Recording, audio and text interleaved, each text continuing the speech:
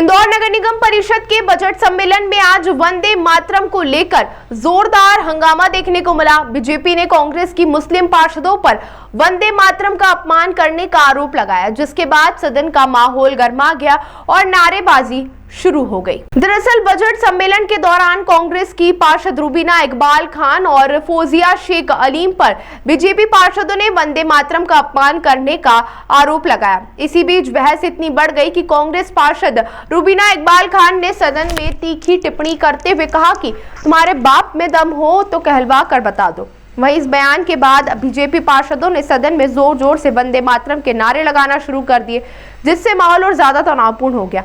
हंगामे के बीच सभापति को हस्तक्षेप करना पड़ा। स्थिति को नियंत्रण में लाने के लिए सभापति ने कांग्रेस पार्षद फौजिया शेख अलीम को एक दिन के लिए सदन की कार्रवाई से बाहर कर दिया। इस दौरान मीडिया से चर्चा करते हुए फौजिया शेख अलीम ने कहा कि भारत के संविधान से यह मेल नहीं खाता कि हम जबरदस्ती वंदे मातरम गाएं या जय श्री राम बोले। संविधान हमें आजादी देता है कि हम राष्ट्रगान गा सकते हैं, लेकिन गीत गाना अनिवार्य नहीं है। कुछ लोग भारत माता की पूजा करते हैं, लेकिन हम पूजा नहीं करते।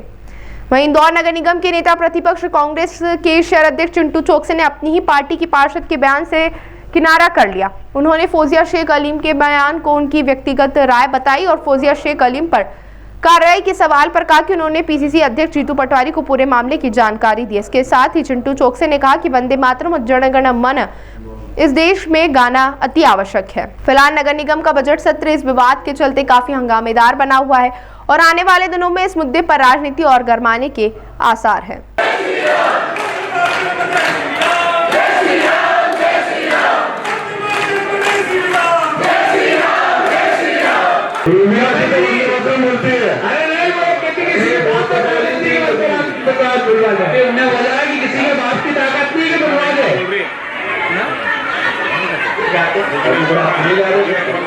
दस मिनट के अंदर सदन से बाहर चले जाने तो उनके खिलाफ राष्ट्रीय स्तर पर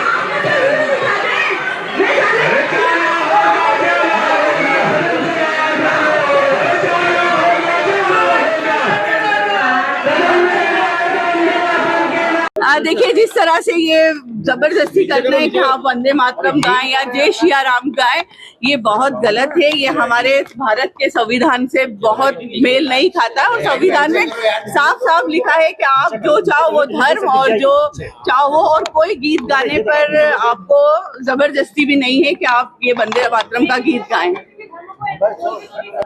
क्या मैंने क्या गलत बोला है? आप किसी एक्ट की बात कर रहे हैं? मैंने नहीं बोला है ये, आप वीडियो रिकॉर्डिंग कर लीजिए। मैंने नहीं बोला है ये, वो जो जिसने बोला उसकी भी रिकॉर्डिंग चेक हो जाए।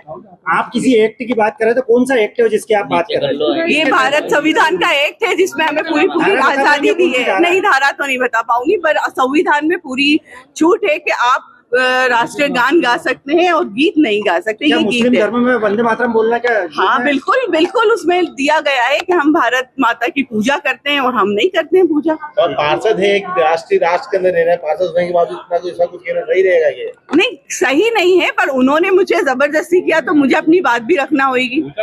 देखिए, सदन में कई महत्वपूर्ण विषय आए। ड्रेनेज की लाइन देर से डली, उस पर हमने संज्ञान लिया। शहर में अवैध कॉलोनियों को वैध कॉलोनियों का प्रश्न करने का विषय आया, उस पर भी सार्थक चर्चा हुई है। लेकिन विपक्ष अपनी कमजोरी छुपाने के लिए, सदन को डिस्टर्ब करने के लिए, जान करके हंगामा करने के लिए अच्छे मुद्दों पर भी बहस नहीं करने चाहते। देखिए, भारत माता की जय, वंदे मातरम जिंदाबाद और हमारा राष्ट्रगान जिंदाबाद। हिंदुस्तान के हर व्यक्ति के रग रग में वंदे मातरम और राष्ट्रगीत, राष्ट्रगान समाहित है, हमारे रग रग में बह रहा है। तो निश्चित रूप से वो ऐसे गीत, ऐसे गान जो हमारे वीर शहीदों ने गा गा के इस देश को आज़ाद कराया, तो हम सबका नैतिक दायित्व है कि चाहे वो किसी भी जाति प्रजाति का हो, राष्ट्रगीत और राष्ट्रगान गाना निश्चित रूप से अनिवार्य ही होना चाहिए। और अगर किसी ने नहीं गाया तो वो गलत है। आप ही के पार्षद हैं और आप क्या? देखिए, वो उनकी व्यक्तिगत राय हो सकती है कि उनको गाना नहीं गाना, अपनी जगह है, लेकिन कांग्रेस पार्टी इस राय से कहीं भी सरोकार नहीं रखती है। कांग्रेस पार्टी की रग रग में वंदे मातरम है और राष्ट्रगान है। भैया, मुस्लिम की बात हो रही है। कह रहे हैं कि जो आपके पार्षद हैं वो हर बार इसीलिए लेट आती है ताकि वंदे मातरम ना गाना पड़े।